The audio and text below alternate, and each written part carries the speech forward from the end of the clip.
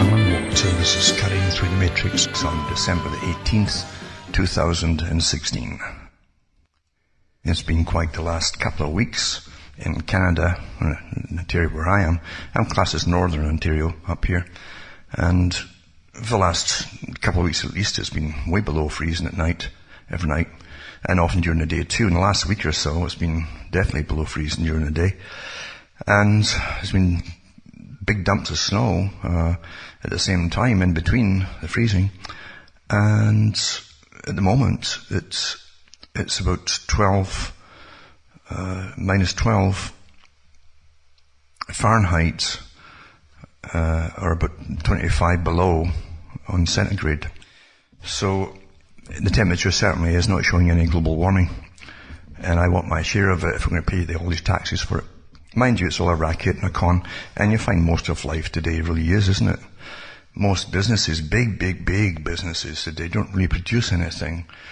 It's in research and development for all the big utopias, which are sold to the public as utopias at least, but by the boys at the top, it's just a big racket and con game as they get all this money, billions of dollars given to them. Public-private partnerships with the government, using your tax money to build them their big factories for things that are going to flop. And that's how you make your money today. It's quite amazing, isn't it, just to watch it all happen. The big club at the top. And the people at the bottom, of course, all the general population, are all trained and taught that everything's on the level, everything's on the up and up, as they say. And people are just dead honest that they make their money by thrift and goodwill and stuff. And then when they make enough billions, they wake up one day and they just want to join Bill and Melinda Gates and all the big philanthropic organizations like, the big foundations out there that run the world, the parallel government, which is a real government, because obviously the one that we think we elect is not what you think it is at all, especially when you've seen the same people moving in behind the scenes to really run it. All you have really in the States right now is for the system, for the oligarchy, there's not two oligarchies, there's the oligarchy, is a little change of let's try the Kissinger group this time and get the job done with military, etc., and finish it off properly and use our own military to do it all, and technology, which is great for the war business, and the missiles and all the weaponry, instead of using the Brzezinski method that they've been using for the last while with soft power and proxy armies to do all the jobs for them and so on. That's what we're really seeing. And the same agenda goes on, of course, with the global warming thing, because no government is going to drop all the carbon taxes they can bring in. This is going to disappear into countless pockets of those that get their hands on it, basically. It's just too much money, isn't it? And that's really how the world is run. It's run by basic open corruption, the higher that you go. And you must always train the public, it's for good causes. Now, I won't even go into the farce of the global warming thing. There's now changed to climate change, because you see that was the policy to bring in the communistic system of running the general population, the standardization process of government and state, running your whole life for you from birth to death. The true technocracy that the Soviet system was based on, and those who promoted the Soviet system from outside the Soviet countries. Because technocracy is an old idea of efficiency on behalf of those who own you all and who own your countries and own all of us. Using academia and stopwatches and all the rest of it to study us and study us, to get the most production out of us in whatever way it happens to be, to run society more efficiently for themselves at the top. Including, do they really need you to be born in the first place? And do they need you, or people like you in the future? Yes or no, basically. That's what it's all coming down to. From the elite's point of view, they always see things as very practical. They don't relate to ordinary folk in any way, shape or form at all. They probably like their pets a lot more than like the general population, all of the masses, you might say. They honestly have no real connection with you. Once in a while, you'll get some honesty coming out, like Bush Jr. He was awfully good at gaffes, as they call them, putting out gaffes. But he did ask his cabinet at the top, the boys who pulled in, if any of them knew any poor folk to find out what they're thinking. He says, I don't know any poor folk myself. I've never met any. So he didn't know what they were thinking about and what they felt or anything like that. Or even if they could feel and be awfully poor in that, you know what it's like. And it's quite amazing in the 21st century to get this stuff rehashed from previous centuries. You'll find little bits in history where the same kind of things were said by kings or high aristocracy and nobility who really believed they were a separate species. Sincerely, they really did. And that ordinary folk were non-nobles. If you're non-nobles, you didn't have that special blood and all that.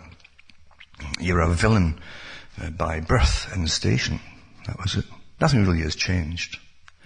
Humanity can pretty well disgust you, unfortunately, because it tends to remain the same in that you'll always have those who gather round kings and queens and power, the lesser psychopaths, you see.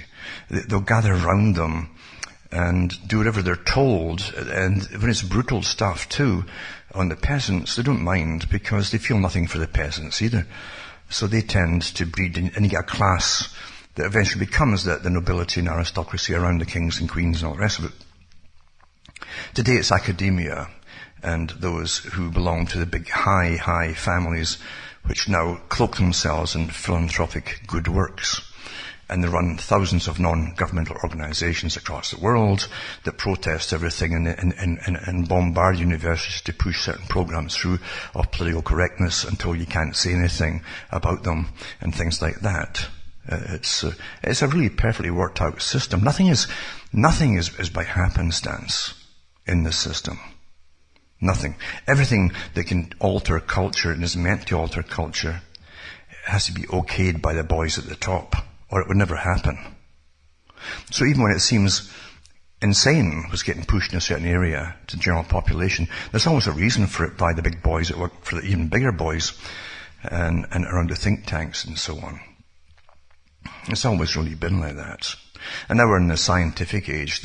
Well, where if it's not science, it's magic. You know, they keep creating money out of thin air, and that's good enough too. That unlimited financing and tax collection to get more folk to work and study the general population to find ways of improving it even better, making it more efficient for the future for those who rule. Those who rule only see themselves in the future. Everybody else is kind of incidental. We're all the little people that are meant to be around just to serve them, to grow the food and so on. And when you don't need all these people in farming and etc., then you got to eliminate them. That's how they see it. Quite a simple decision to make for them. And the key too is to create consent. You must train the public to consent to being eliminated. And you do that by training them that there's too many of them and getting them to believe it. You never say there's too many of the elite and wealthy or the academia that are behind it all and pushing it all on you. It's always you lot that's the problem. And do the right thing, for goodness sake. And put your name on a list for early retirement, permanent retirement, you know, if you know what I mean. That's what they really mean. And the euthanasia pill is only one part towards that. They don't give a darn if you suffer or not at the bottom. You won't get the treatments to give themselves near the top for chronic pains and chronic arthritis and things. They don't get these problems at the very top. You might notice that. But for you, they give you euthanasia pills. That's the system in which you really live. Power has a lot of bonuses. And as you get up the ladder, you get great bonuses that the general public don't even know exist. Even food that is truly organic and is grown either underground, hydroponically, or is grown in the big, massive domes I've mentioned over the years from, again, the newspapers in different countries, where everybody who works inside them to grow the foods wears basically the same outfits they do in surgery. Bacteria can't get in, bugs can't get in. all the other things, mold can't take hold there. The water supply is from deep wells. They're highly filtered and then refiltered before they're used inside these massive domes. Well, if you can get a ration card to that, a withdrawal card for that, let me know. Because so far, I know they exist since they published them, and they even have newspaper articles about them, but, and politicians definitely get drawing rights from them, but, never tell the public how you apply to get drawing rights, you see. That's the world in which we live, isn't it? This stuff that they eat doesn't even get the spray from all the contaminants from the aerial spraying that goes on. They've thought of everything, haven't they? Now getting back to the weather idea, that was what they hit on at the Club of Rome, which was given the task of finding a good reason to put it across in the public to depopulate and to get more control over them, get them to give up more rights. So they hit upon the idea that mankind was causing all the world's problems with climate change, global warming, all that kind of stuff. It would cause food scarcity. It would cause all the different terrible things that would happen. The same stuff, of course, all the same list of things that they pushed back in the 1920s and 30s when they first came out with the whole idea, there'd be too much peasants eventually in the future eating all the resources up and using things up that really is rightfully ours. And that was what the elite were prattling about then. Now it's the same list actually, only you're causing the shortages. That's what they're telling you, that you're going to cause the shortages. Nothing to do with the fact that most of your farming today has been put under the, kaput by government legislation over many years, deliberately. Even during World War II, for instance, or even before World War II, if you read the old documentation on it, or watch the old documentaries that were done shortly after World War II, Britain had to import almost all the foodstuff into the country, even at the beginning of the war. They'd so decimated farming from World War I. They also decimated so many of the youngsters that were going to grow up and go into the farming industry. They went off to fight instead for ridiculous wars. What they did find out is that, they'd have to improve this world empire idea of free trade, ruled by the global oligarchs. They'd own all the big, massive farming across the world, and then they could then divert food into any area or country that they wanted to in the future. And that's all a big part of the free trade idea. You find in the 1800s you had the Corn Laws, things like that, where Lord Rothschild had them repealed in Britain, so they could dump cheap foreign grain, that was free trade, across the British countryside, put the local farmers under, and then they and their families were forced to go into the newly opened up factory cities and towns for the Industrial Revolution. Everything has got a reason behind it, and rich men sit and plot the future out all the time. They really do. To them, it's a natural thing to do, and there's no laws against it. How do you get up there? How do you get power? How do you always eliminate competition and take over? And then once you eliminate competition, you make sure that all raw resources for a thing, whatever you're making, you own as well. That's what they call cornering the entire market. There's no competition. The same thing goes with food, and so you create about 5 agri-food businesses that really have the same shareholders owning all the shares. So it's really one big corporation. And you give it all the special deals across the planet under the guise of free trade. The taxpayer funds them into existence. They fund the opening up all through Latin America of big agriculture by these businesses. And then they import the stuff into the country. And what they import can be even more toxic than the stuff they're allowed to use in your own countries by the chemical industries, because they have different laws set up, and they make sure these laws are set up differently to allow them to use even more toxic stuff on the food that they're going to import. Nothing happens by chance. People are not stupid and just, we didn't realize this was going to kill so many folk off with cancers, etc. Of course they're not stupid. And of course, it's not just the pure greed factor. There's always multiple reasons. and multiple things to be gained for those who own you and rule over you. The future's planned.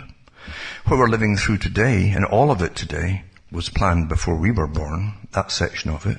Many of the big planners wrote books about it and all belonged to the Trilateral Commission, Council on Foreign Relations, and before that, all the other vague names they would give so the public wouldn't know who they were.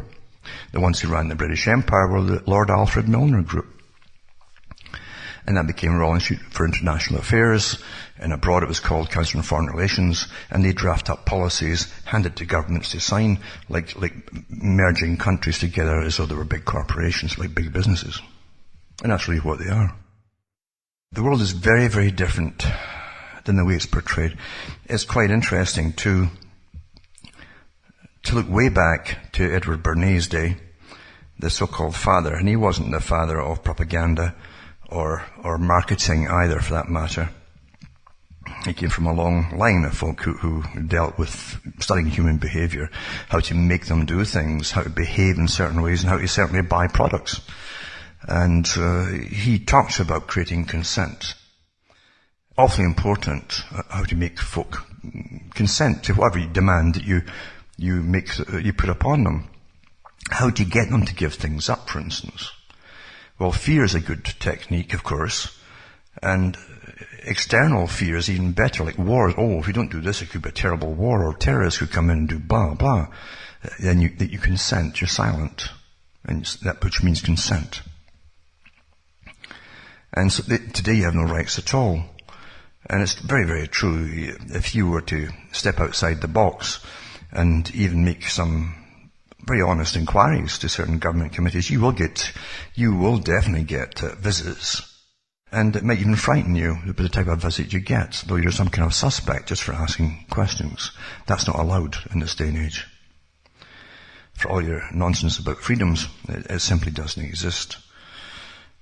When people do stand up and threaten to do awful nasty things in your country, you've got to say, wait a minute, how come they can get away with it? How come, for instance, that the Marxists, Trotskyists, communists can push for open revolution at times and even stir it up and get funded by guys like George Soros, who obviously is part of the big oligarchs' intelligence agencies, as well as being a multi-billionaire, trillionaire, whatever he happens to be.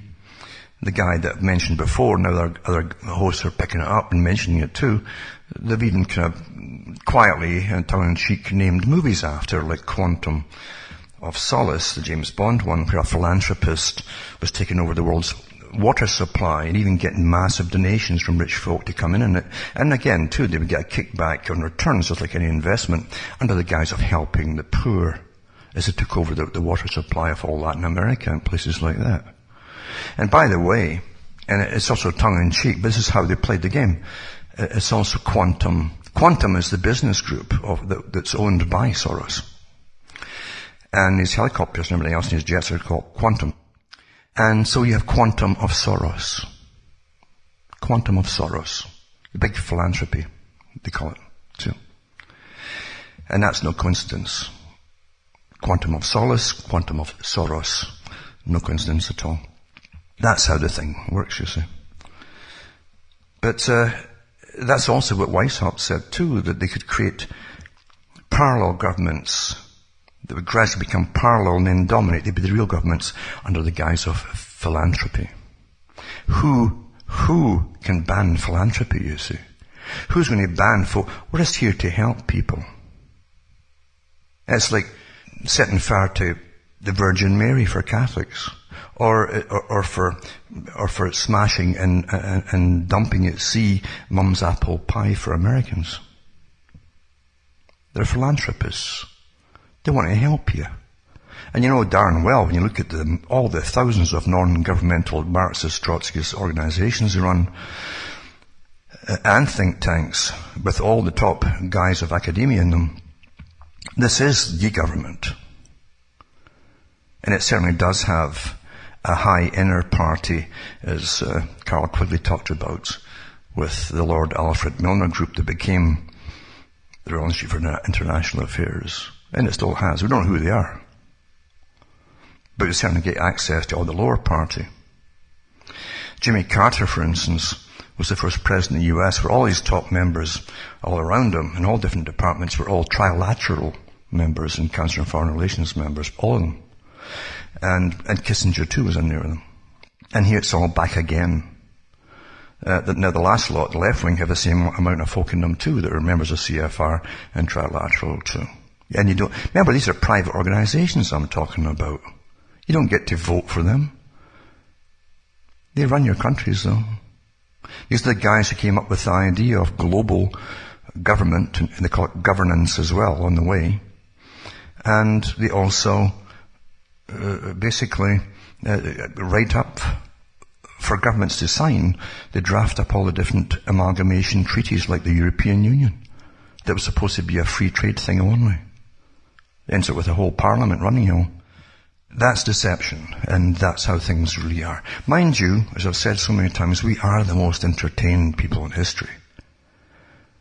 We can be diverted, especially with the internet now too. And the whole meme business, this big governmental business and think tank business, of shoving memes out there to distract whole sections of society away from what's really happening at very critical moments. It's awfully effective, isn't it? It works all the time. Don't look at this, look at that. And memes have got to be fascinating. And they're awfully good at giving you fascinating memes. But we are incredibly well diverted from so many things. So that we don't ever take offense even at losing rights and freedoms or even quality of living as your paycheck decreases if you still got one. And the value of what you buy per year according to your currency, what you can actually get back per dollar or pound or whatever it happens to be, keeps dropping and dropping. It's planned that way. Remember reading an article, and it was a Council on Foreign Relations article, from Margaret Thatcher, the old Prime Minister of Britain, who told a lot of truth as well as a lot of nonsense, but she did say that when she came in to power, her cabinet had a lot of obstacles in the way. It had years and years and years of pretty well communist Council on Foreign Relations rule, meant on amalgamating the world. It was all arranged during World War II. And the Deindustrialization of Britain was all signed into agreements, and the only people who didn't know or agree about it were the general public, to deindustrialize the countries. And Britain was taking the lead in that too, including the massive depression, suicides and everything else it caused, and alcoholism and you name it.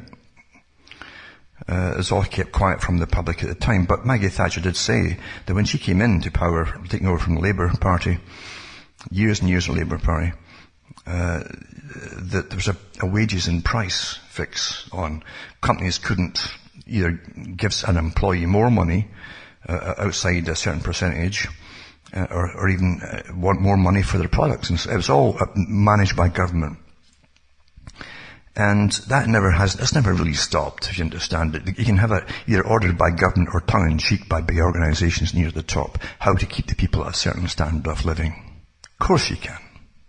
And they do. They do. Sure they do.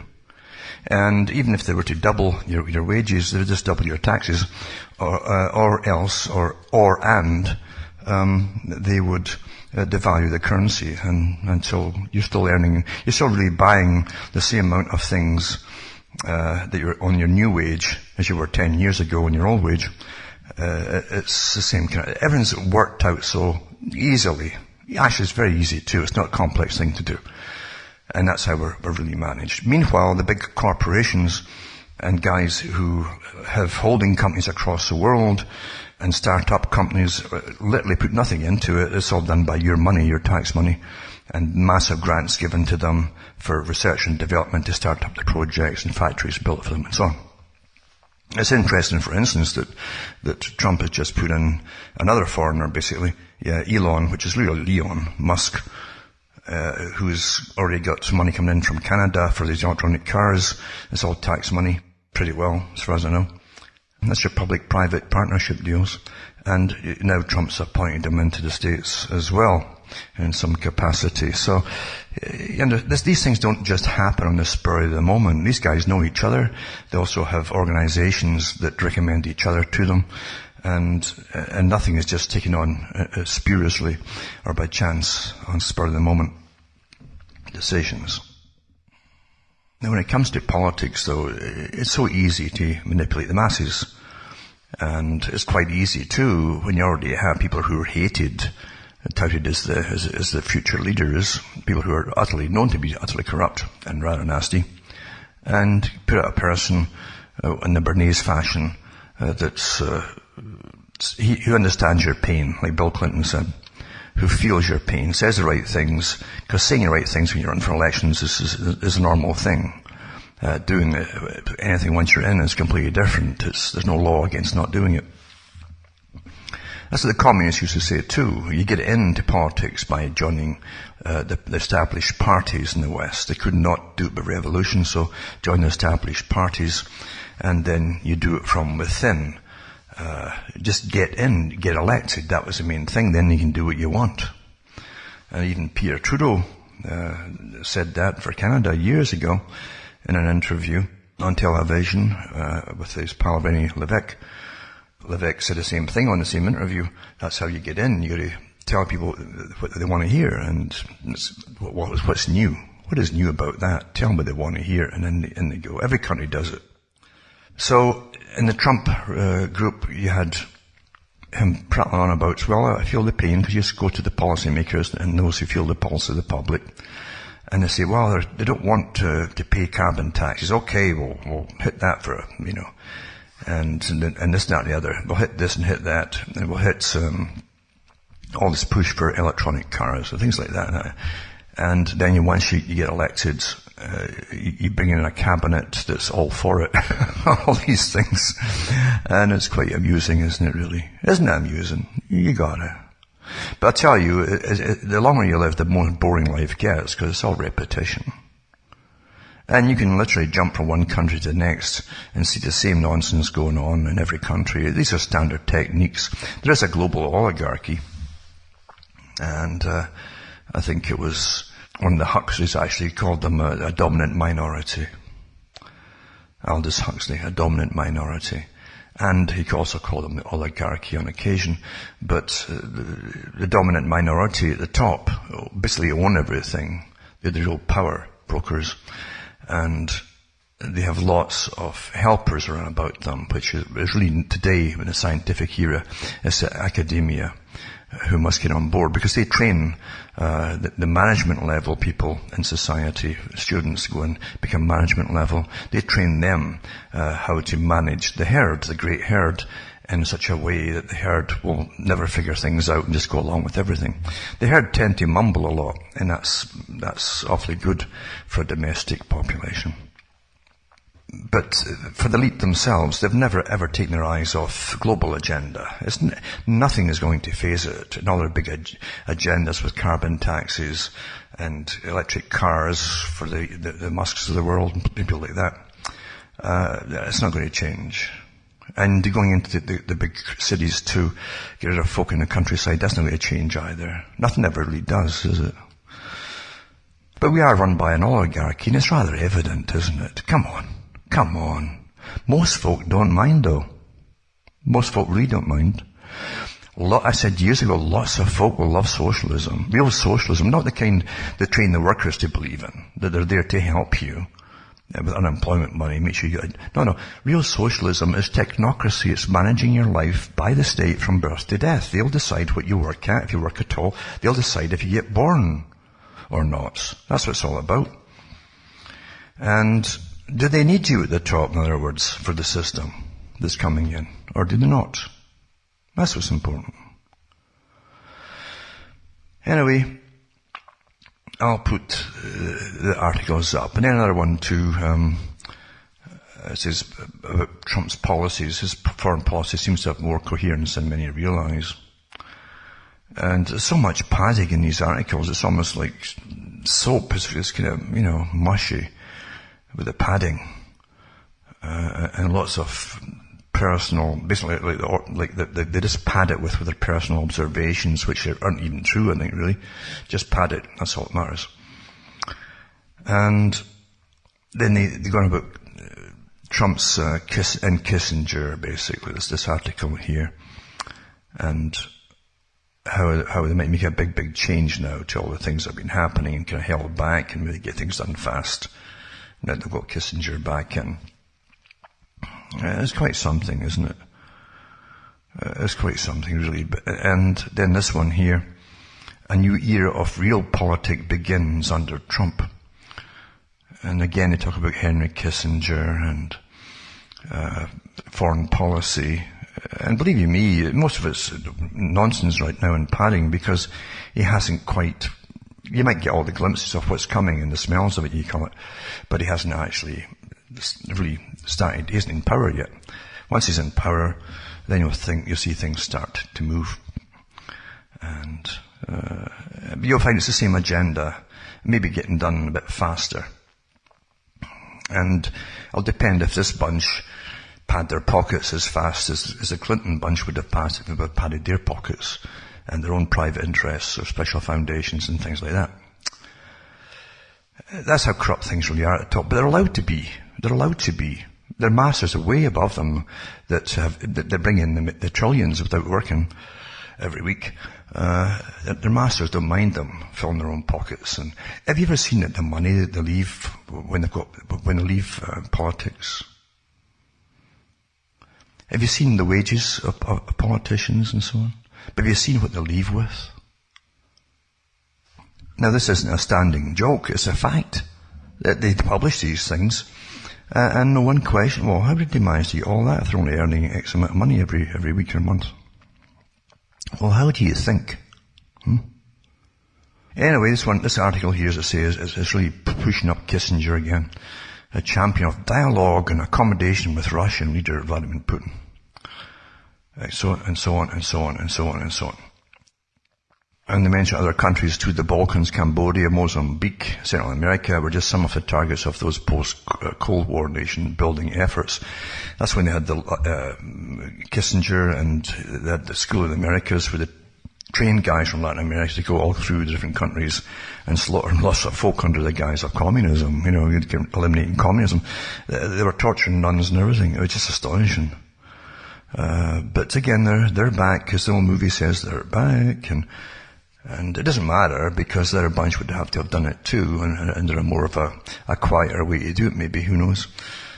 Because, as I say, they all serve the same oligarchs, who will literally get rid of them awfully fast if they don't get things done. And it's rather awful, these articles, as I say. We don't really get such great information at all. Centre for International Governance Innovation at CIGI. I've mentioned this before. It's an independent, non-partisan think tank. It's non-partisan. It's just like a hobby group, right? Like the Council on Foreign, just hobbies. Non-partisan think tank on global governance. Don't you have them in your own street, guys, that say, well, let's get a wee think tank going here to pass the time. We could play cards or maybe even play chess if you got the brains for it.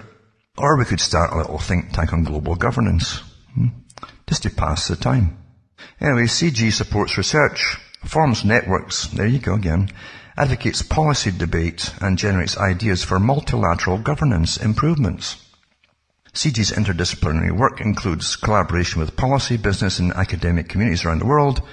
Just a wee private thing. It's just one of these private things. And now let's look at this little private club. And it says here, so it was formed in 2001 by Jim Balsillie, CEO of Research in Motion, BlackBerry.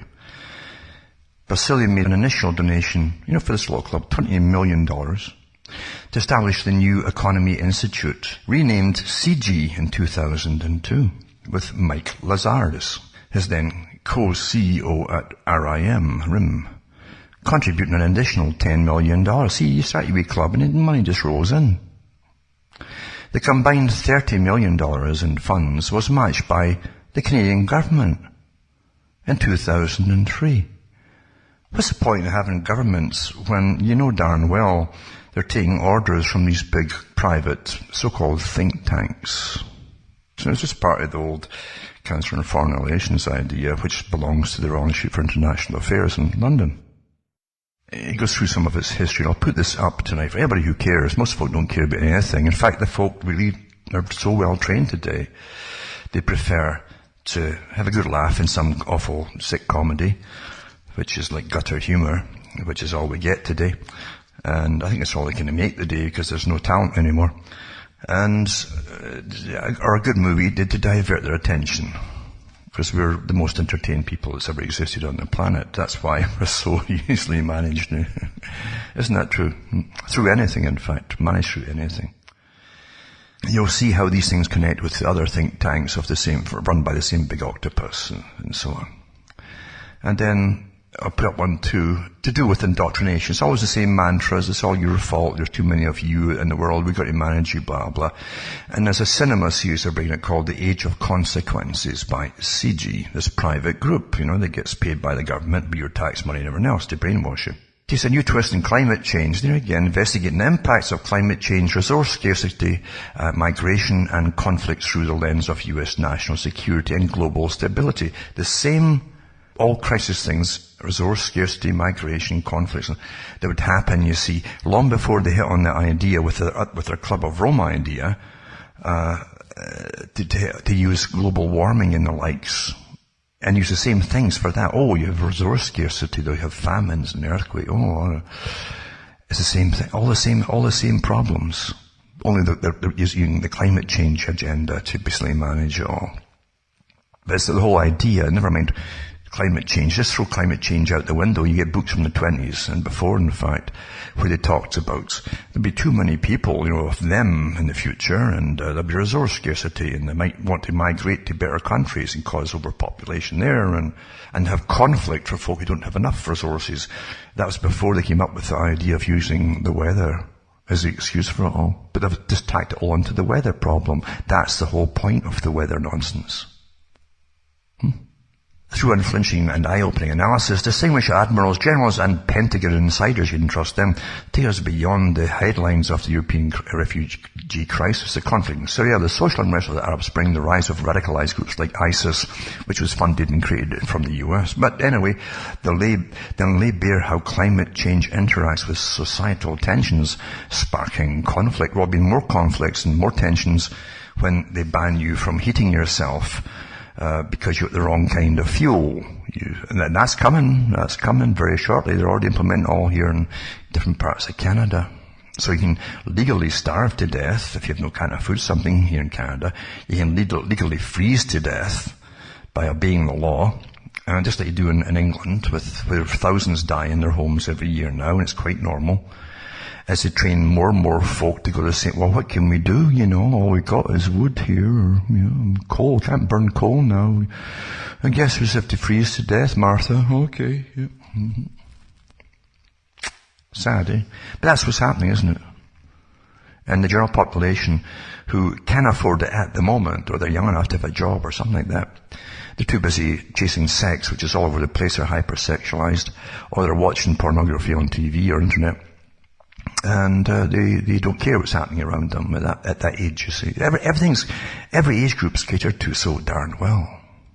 We're the most studied species on the planet. We truly are. Another article, 2 global warming theories implode with record high sea ice levels. And scientists have confirmed that sea ice levels across Antarctica have reached a record high since records began, bringing the man-made global warming theory into disrepute. Well, as I say, it's only an excuse to get all the things through that they want through. I've read all the articles before from even members of Parliament in Canada who said that even if all the so-called scientific studies are all bogus, the carbon taxes and the money they can bring in from it all, well, it can be spread across the world. That's what they said, but didn't say that they'd be spreading it to other big corporation boys to set up their cheap factories and to get cheap labour in third world countries. And carbon tax revenue should go to the oil industry, says CAP, C-A-P-P. That's the Association of Petroleum Producers. And it wants to go to more technology and innovation so they can hand out to other guys like, no doubt like Elon, which is Leon Musk. Things like that. And you think you've got democracy. Don't you? Don't you? You do now. Come on, don't kid me. You do. You believe it, don't you? This one here says, Northwest braces for polar plunge as temperatures expect to fall 35 degrees below average. That's because of global warming. You know that. I mean, for goodness sake. Yep. It's always the same reason it's happening. The boys at the top tell you is good enough for Joe Public, isn't it? And also, what's up with that? The world's most viewed site, etc. on so-called global warming. And it says, despite denial, the data shows global temperatures are dropping fast. And then another article too, from the Climate Depot, Antarctic sea ice has not shrunk in 100 years. In fact, they say that but land-based ice is expanding according to NASA studies. But facts don't really matter, and you see when there's big agendas at play.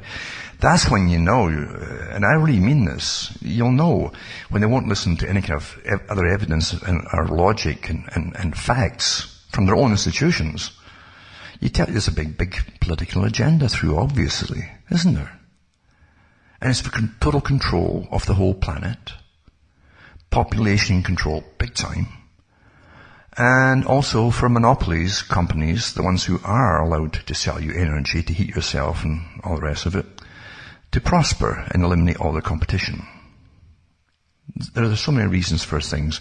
And big reasons on these kind of scales, it's always pushed through politics, and governments are always done for scams, for big, wealthy people, way above the ones you'll ever see in the newspaper. And you certainly don't vote them in. It's quite wonderful, isn't it?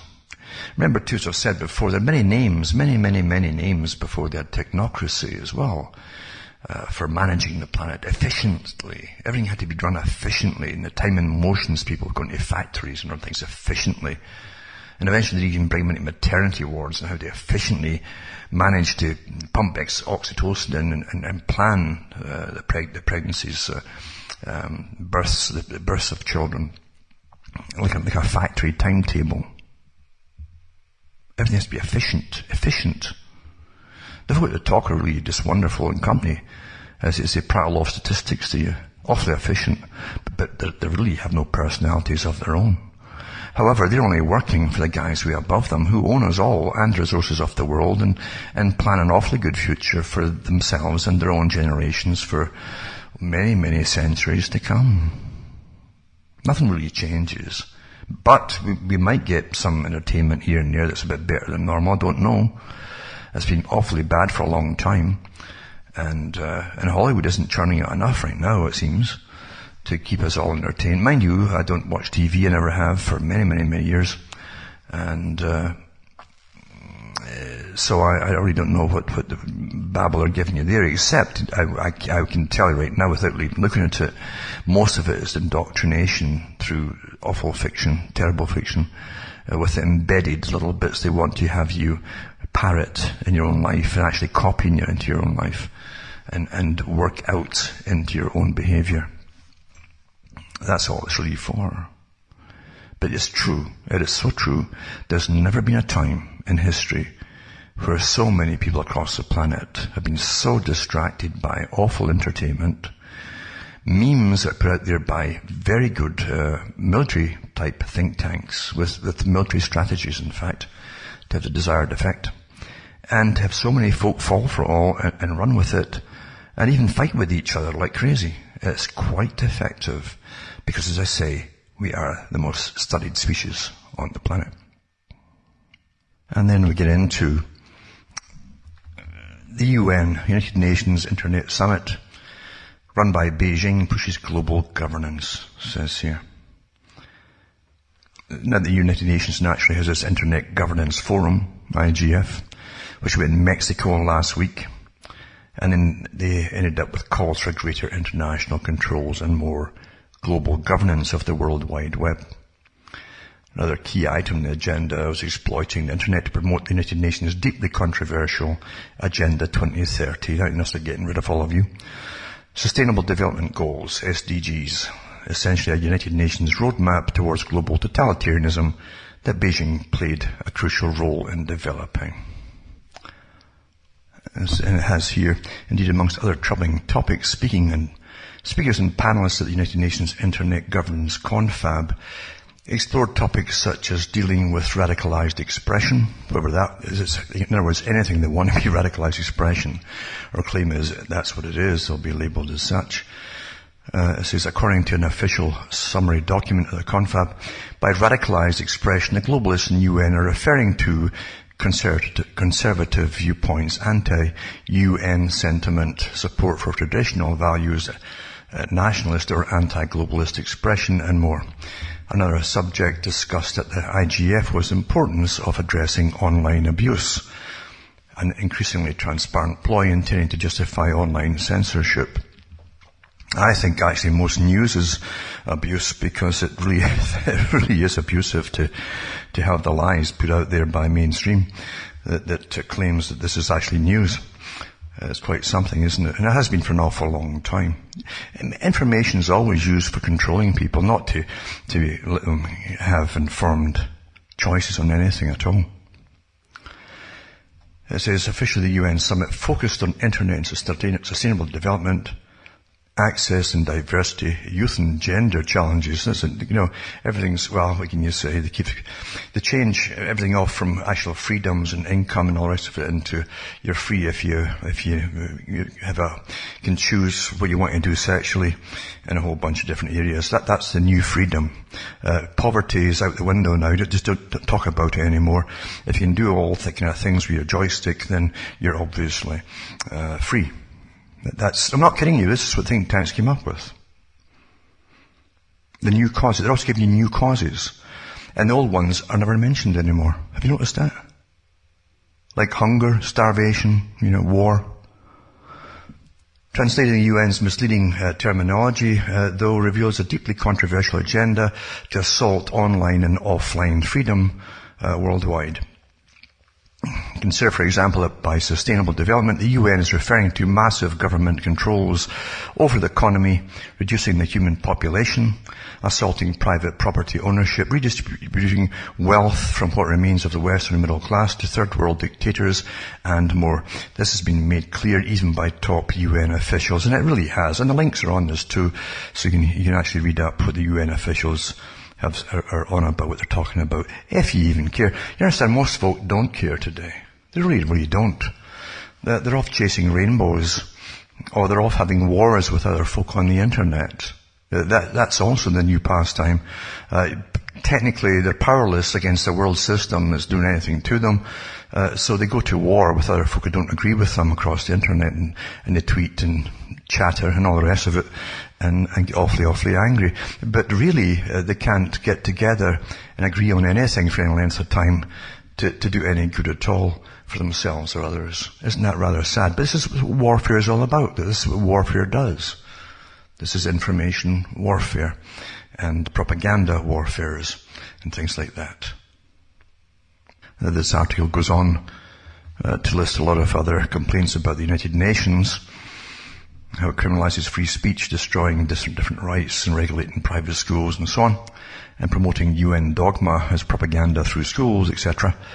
It says, but at least at one point, though, the UN used almost honest verbiage. By capacity building for internet governance, the United Nations means exactly what this sounds like. It means enhancing the ability of governments, dictators, and the array of international outfits they create, such as the UN, to impose rules, regulations, restrictions, censorship, and taxes on the internet. This has been the direction and the goal for many years now. And I'll put this link up too, so you can have a look at what they mean by all of that. To show from the horse's mouth that they're actually up to all this kind of stuff.